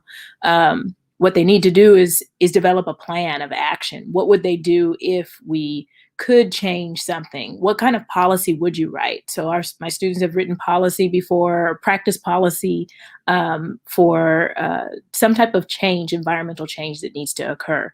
And so I think when we ask them the questions, we can come up with greater solutions. I really appreciate hearing from students, because they have like this whole new perspective, you know, that's fresh, kind of, you know, and it's neat to get them to draw out their ideas. One of the biggest problems we're having right now, actually, in education is getting them to talk again, right? Because they've been on Zoom and not used to being in that atmosphere of socializing, socializing. And so that's one of my biggest concerns, is when we get back into the classroom, when they come back next week fully, you know, can we engage in those conversations again? And so we're going to have to, you know, start slow, but still, you know, bring in something that interests them, because you know, not every student is interested in every single thing. So, you know, that's why it's great to ask the question. So what do you want to learn? What interests you right now? What are your concerns about your environment that you're living in? What are your concerns about the community you live in? Because when you bring it down to where they actually live and how this is impacting them right here and now, they have a better sense of awareness of what they want to learn about. And so, especially in terms of the environment, is, you know, if we go out into the park and walk around and we look and see what are the different things, you know, that are being affected. Look at the birds, look at the gophers, you know, all those interesting things. So, yes, really neat to be able to do.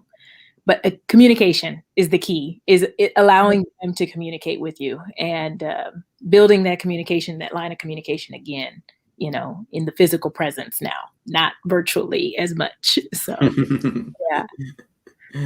Well, it's awesome hearing from an amazing educator. They're so important. Thank you so much for your service. I mean, just being a good educator consistently year after year. Thank you. It's a rare thing, you know, but it's so powerful when it happens. Yeah. And I love that you.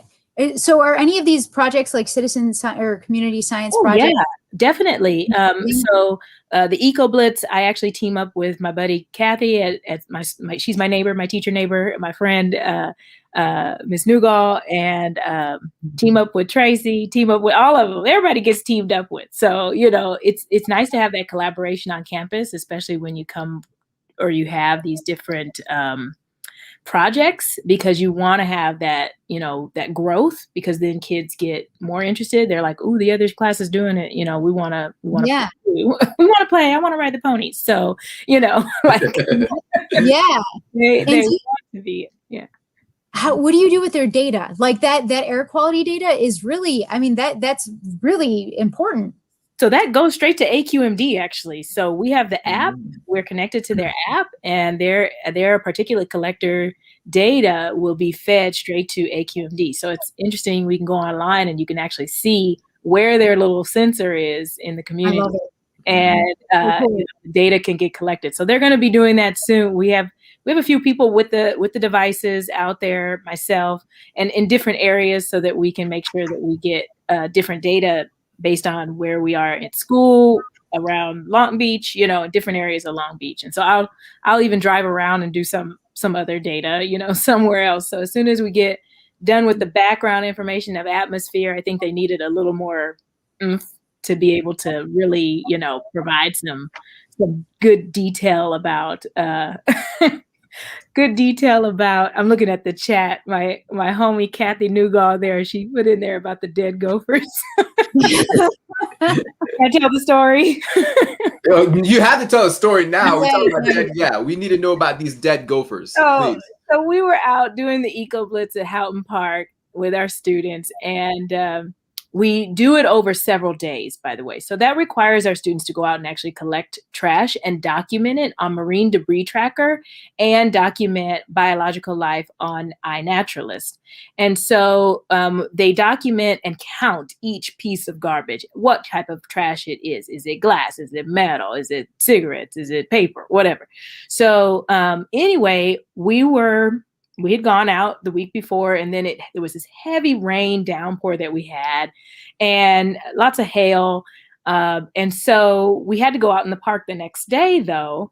Well, the first thing, because the kids had to document things that were living and, didn't matter if they were dead either. It was an animal. So the gophers in the park had actually drowned because of the downpour that was unexpected, right? Mm-hmm. And so we had to come up with a storyline for the kids had to come up with the storyline, really, like, what do you think happened to this nature? Because nature doesn't always stay alive, right? We come, we go, so. What'd you say? Circle of life. Circle of life, that's right. So as a result, the circle. So the dead gophers were like the talk of the rest of the year because, these poor little guys, there were several, there was about 5 of them we found out there in the park. But I said that doesn't mean they're the end, though, because there's a whole other breed down there. You see some fresh holes already, so, but that was a very interesting Ecoblitz because we were also documenting a life cycle as well, instead of just, the alive and the trash, connection, but how weather can affect living things as well. Yeah. So we had to tie that in. That was very interesting, but especially when you're dealing with, places like Los Angeles, right? Where we've been in a drought, not getting a lot of rain, and being able to understand how certain conditions like that, especially when animals get used to a drought, get used to, not having wet conditions. Right. They're not prepared for when you get a sudden downpour like we had not too long ago, right? Exactly. They're not able to, they adjust over a certain amount of years, and then something kind of goes back to normal, and now they have to quickly readjust, but you lose a certain population during that transition time. So that's actually really incredible study. And that's kind of a twofold thing that the students get to understand. Like you said, they're doing their citizen science work, and they're understanding this life cycle, but they're understanding exactly how environmental impacts affect organisms as well too. So that's really cool. Oh yeah, for sure. So it's a lot of fun. I have a lot of fun. I'm playing during the day. Constantly playing. That's what I love, and I think that's important too for a lot of people that go into education, right? Because I think at some point, we've all had certain educators that stood out to us for various reasons, right? It could be negative, could be positive, right? We've had negative. I've had plenty of negative educators in my life that I could look back on, and you have those ones you're like, I'm about to prove them wrong, right? For telling me that I could never be in this position, right? But then you have those that really make a strong impact in your life. I remember when we had our interview a couple years back, when I was just kind of starting my YouTube channel. You'd brought up a story that really impacted me, and I always kind of stress this I do a lot of my virtual presentations now, and I always talk, and I did this for one of my Champions for Science presentations, where I spoke to a group of educators about ways that we can still reach students during this virtual stage. And you brought up a story about a student of yours. I don't remember the complete details, but you were working with the class temporarily, and this student kind of kept coming back to your class, kind of looking if you were still there, right? And she'd been so used to this kind of high turnover of teachers, right, at the school, and she was surprised that you were still staying, right? And that stood out to me because that's so important when we're reaching our youth, right? To not only give them proper information to help them grow, but then also being a steady resource, steady support system within there, right? Somebody that they can always look up to. I would love to kind of hear your thoughts about that, especially when you combine that with hands-on activities like we're doing with community science, really getting the kids involved. That really involvement, I think, is so crucial for everybody to know when we're, not only parents talking to the kids about, Earth Day and issues around the environment, being able to have access to certain things, and then also being kind of that mainstay in their lives. Can you talk a little bit more about that as well? Sure. I think consistency is so important in a young person's life, from kinder to preschool, below even, like consistency is key. And if you can have consistency throughout their educational career, from zero to college, collegiate, or even if they choose to do something different after high school. But if they have consistency, you have that building, like I said, of empathy, that sustaining of the perspective, them being able to have a perspective, because they actually have a say in something. And usually a lot of times some students don't have a say in what they're doing. And I think when you have them have ownership and accept that ownership, that's when they gain empathy. That's when they gain perspective. They have consistency. And so that student at when I taught at Cabrillo that kept peeking in the door, like, we're waiting for you to leave, because everybody else has, it was just heartbreaking. Yeah. It was nice to have consistency. You go to the end with them. You have to go the extra mile and go to the end zone. You have to run the ball all the way. You can't just stop halfway through. So I think consistency is a very important thing in a child's educational path. And the more that we can provide that consistency, even though we've been online this whole entire year, because it will be the whole year will be online, because there are some people that aren't coming back, they're staying online. How can we still provide that consistency to them, even though they are at home? And so, like myself and several of the other teachers, we passed out like lab kits, even, to the students, so that they could go home. And if they decided not to come back, at least they could do something at home, with their little, lab kit, and be able to participate still. So it's finding the consistency. I think even just logging in with them each day and them being able to log in with us is a form of consistency, and they see that we're there and we care. And I think that is important still, even though there's a lack of communication happening, because they love to be on mute and be in the chat instead.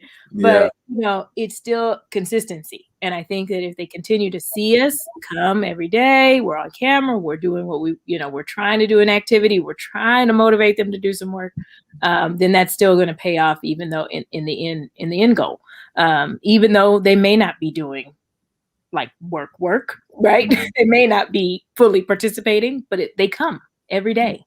And that's amazing in itself. So the next step is to get them to start their line of communication again, and participating with their classmates, and, participating in class even, because some of them haven't. And so they'll be the ones to come back. The majority of those students are coming back into the physical space of the classroom. So, it's just a patience and perseverance. That's all it is. Patience. Love it. Patience patience is a virtue. Absolutely. Absolutely. Yeah. So you have to have tons of patience as a teacher. as a teacher, you have to have a ton of patience. It is crazy. I started doing this. I was working with this virtual platform called Dexter. I've been kind of doing work on and off for them. It's a live stream platform, and I never considered myself an educator, right? But it's like, I was working consistently with these kids. You're a national educator. You're an educator. I know, but it was like from that teacher sense, right? Of like you facilitating a class, right? And that was kind of a new thing to me, just really me, the lone person facilitating a class, got to watch the chat because, you know, kids are going crazy. They're saying whatever they want to say in the chat. Yep. You know, they start going off in tangents. Random And then when we start doing our Zoom ones, getting kids on board, making sure they're paying attention, and all these different, you're facilitating so much while at the same time trying to provide entertaining information. You know, it's a lot to handle. You need patience. Yes, you do. I mean, you're doing like 3 extra things actually now. You know, you got, like you said, the chat, you got the people entering late even, you know, that come in random and you're in mid speech, you know. So it's been an interesting trial run. We are all test dummies in this together, so it's not too bad, but you know, we're making it work. And like I said, patience and perseverance, you just got to keep on going. So it's to the benefit of the student, really, you know, we keep doing that. So I'm happy to do it. Earth 365. Well, thank you for that, and thank you for being here too. This has been amazing. Thank you. It's been awesome. Thank you so much for having me, you guys. This has been amazing. And thank you to the guests watching in on the live stream. Absolutely. Yeah. Janina's still in the back. You know, she's been paying attention. I see her. She's been enjoying this conversation as well. So we'll do a little just group after party once we wrap up here and just kind of touch base. So Janina, let's make sure you still hang around because she's in the back. I want you've been getting a lot of love in the chat. I want to tell you, Kelly, you know, educators deserve a lot of love. They deserve more love, right? We all know the plights facing educators all day, every day. So getting a lot of cheers, a lot of claps. That's right. Nikki, Kathy, who else is an educator in here? Yeah.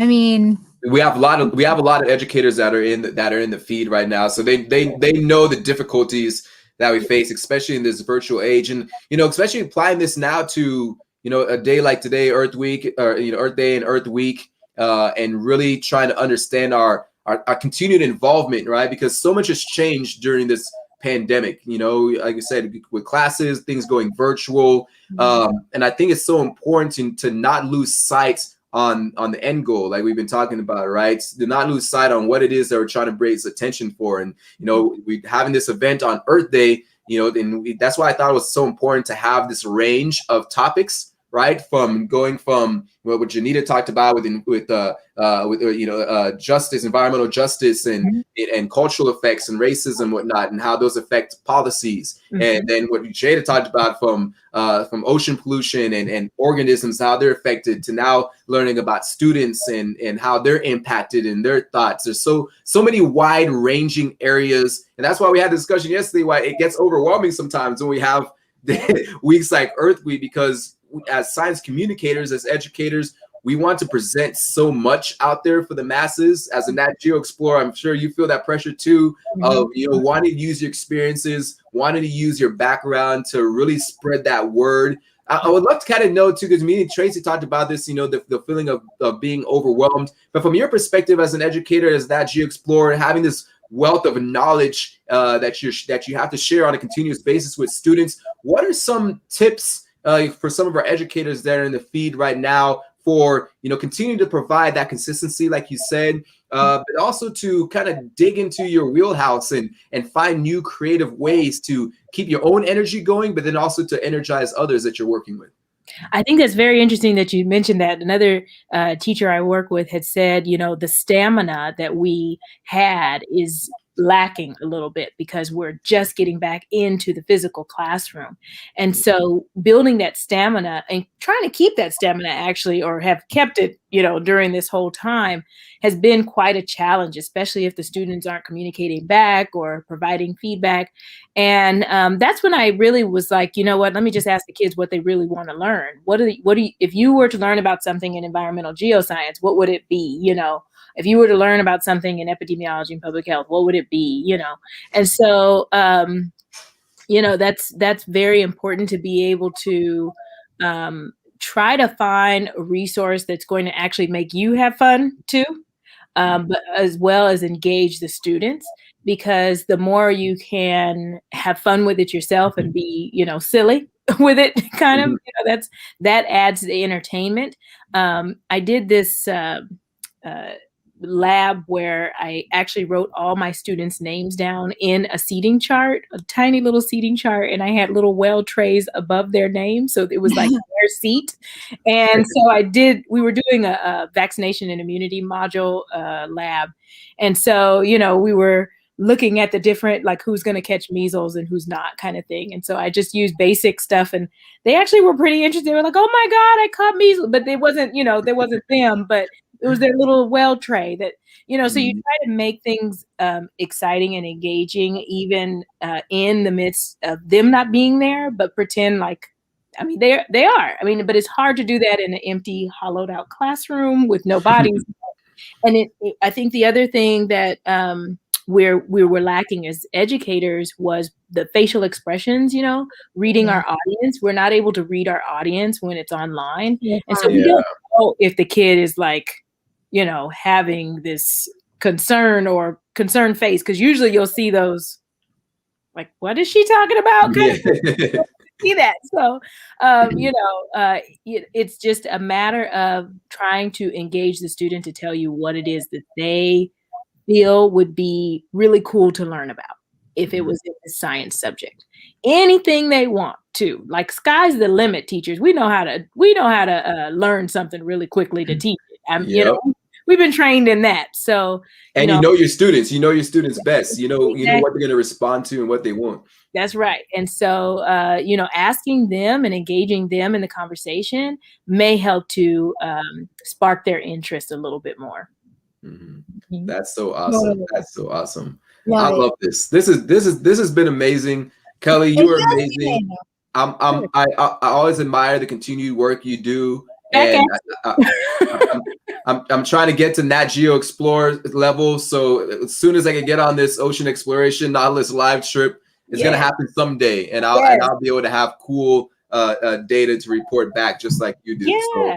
Don't worry, I'm gonna be using your data in class too. So. Yeah. I don't think I can be a Nat Geo Explorer anymore because I work for NOAA, because I can't apply for the grants anymore. No? What? Oh, no. I don't think so. I don't think really? Okay, well, I'm going to talk to you about it. That's right. Yeah. Let's have a conversation. Awesome. Right. Cool. Well, Kelly, let everybody know in the chat where they can find you on the socials. Maybe some cool things to look out for. If you got another, I don't know where you're standing right now with continued Nat Geo Explorer work, but anything cool coming up in that space? Yeah, so I post on the Friday. I host an event on First Fridays for our Further community, and then I post that on our YouTube page, which is the Going Further page. YouTube is Going Further, and so it's about educators being able to collaborate with each other to find resources. I host and will have guest speakers on, and it's really neat to have them actually. I try to do the presentation in a way that you could actually show that, interview in your class to support some type of learning, or as a resource for a teacher to be able to start their own project. And I think that's really interesting to be able to do. We're just starting it out though. So there's 2 Friday Further X's. We call it Friday Further X, First Fridays. And so that gets posted to our brand new YouTube channel. So there's only a few things on there right now. Going Further, it's called. And, you can follow me at KV Mead on Instagram. And then my Facebook is my name. So you can find me there. And other than that, that's pretty much it. We're having fun with our Friday Furthers, our Further community. It's called the Further community, but it's a collaboration between all the fellows, and trying to make sure that we get the word out on the resources that are available to educators. So you're not teaching in a silo, folks. You can come and ask us anything you need. If you need a resource, holler at me. Or you can also go on the Nat Geo Education site.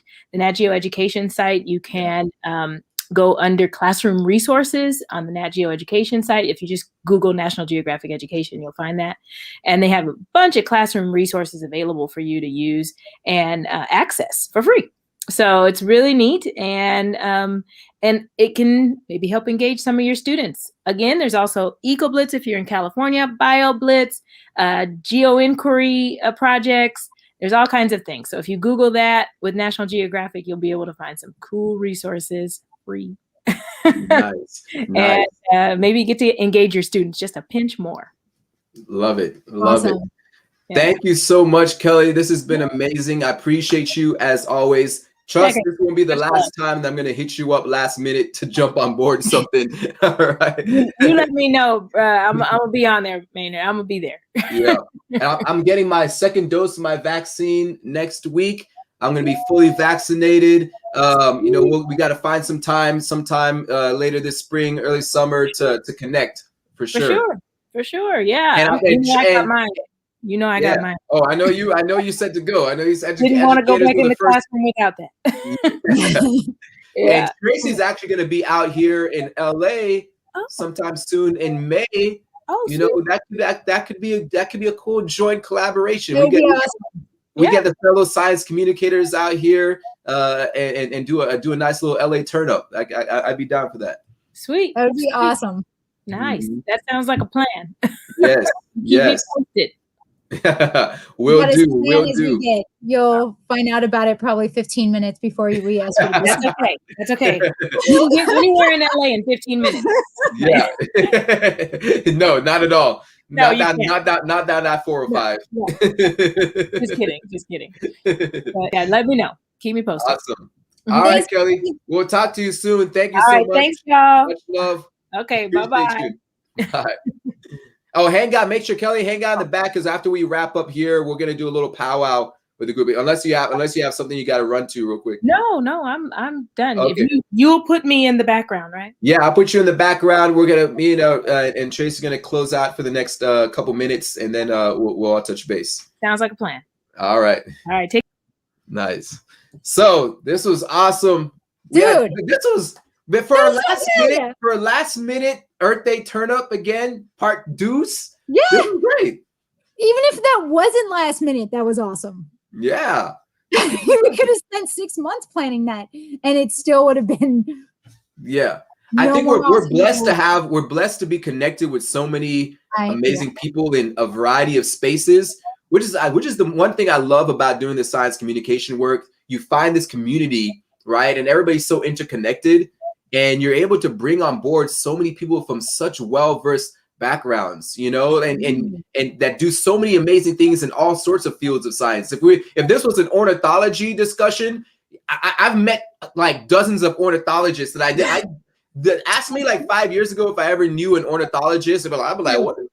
No, I don't know anybody that studied. Now we got diversity in all sorts of different spaces, all sorts of different elements. It blows my mind sometimes. It's amazing, and I like so appreciative for this community. And you know what, like the pandemic, if we're going to focus on some positives, I mean, growing this SciComm community, and not just the science communicators, like all the supporters of the science communication world, like the ones that are right here in our chat contributing. Like, this is amazing. Like, what a world we have created, like I'm not me and you, like, I mean, everybody, Yeah. 100%. Speaking of worlds, I'm going to have to go soon, because if I'm going to go to the moon, I got to talk to some people, tonight, 30 minutes. Yeah. Yep. Good luck on that as well, too. Well, we'll close this out by saying, one, thank you for everybody that tuned in. The chat fluctuated. We had people, it came up and down all throughout the night. So that meant people were either coming back or new people were joining in. We hope we covered a lot of different areas of concern for all of you in regards to Earth Day and environmental issues. Like we said, we can go for hours and days and weeks having this discussion. We really just scratch the surface. Right. We scratched the surface for about an hour and a half on some pivotal areas of environmental issues and environmental justice and conservation. We tried to touch on as much as we could, but like we said, Earth Day is every day. It's important that we wake up being conscious about what we're doing to our planet and make steady strides and steps towards protecting it every day. And we can each do our part so many amazing things that we can do on a daily basis. So got to remember that Earth Day is every day. Even though we turned up for today, we should do this every single day of the year. Yes. Yeah, absolutely. Absolutely. Cool. And this is going to stay live on my YouTube channel. So for those that didn't have a chance to come on live, I'll be able to share this on our platform. So definitely, if you guys just joined in, you missed some stuff earlier on, don't worry. You can check out my YouTube channel, Hip Hop Science. Tracy will be sharing this as well too on all of our social platforms. Tracy, before we go out, let everybody know where they can find you, and then any cool things coming up, and then I'll close it out. Yeah, Inspector Planet on like everything. And I just relaunched a website, inspectorplanet.com, where my real goal and mission is to connect, the public to scientists, but also work to solve environmental problems through principles of science, which sounds a lot easier than it actually is, but with a mobile lab and a team of people that care and a team of experts that contribute to every hazard or every mystery that we go and look at. Everybody changes the world. It's a responsibility you can't avoid. So this is my way of changing the world. Yes, 100%. And I always respect and love and admire your passion, Tracy. And I love hosting this. We gotta find other events throughout the year that we can co-host together. Eventually we gonna have our own show. Damn it, we gonna have our own show. This tag team duo. I'm speaking into existence. We're gonna make this happen. So producers. Yes. Here. 100%. So thank you everybody for joining in on our Earth Day Turn Up Part Deuce. All right, we appreciate the comments. Find us on social media at Inspector Planet, at Hip Hop Science Show. We'll be sharing this on our platforms as well too. And we have some Earth Day posts that we all did today. So if you guys still have any outstanding questions, we will do our best to respond, or at least put you in touch with the experts that know. All right. And like I always say on my outros, on my videos, for those that follow my channel, curiosity is nature's PhD.